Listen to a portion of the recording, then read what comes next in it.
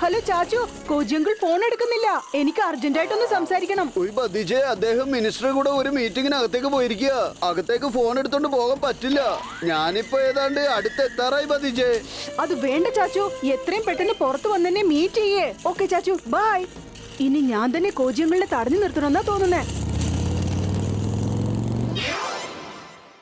സാറേ, എന്റെ ഈ പുതിയ കണ്ടുപിടുത്തത്തിന്റെ ഡെമോ ഞാനിപ്പോ നിങ്ങളെ കാണിക്കാൻ ആഗ്രഹിക്കുന്നു. അതിനിപ്പോ നമ്മൾ ഒരു വലിയ ഹാളിൽ പോകുന്നതാണ് നല്ലത്. തീർച്ചയായും വരൂ പോകാം.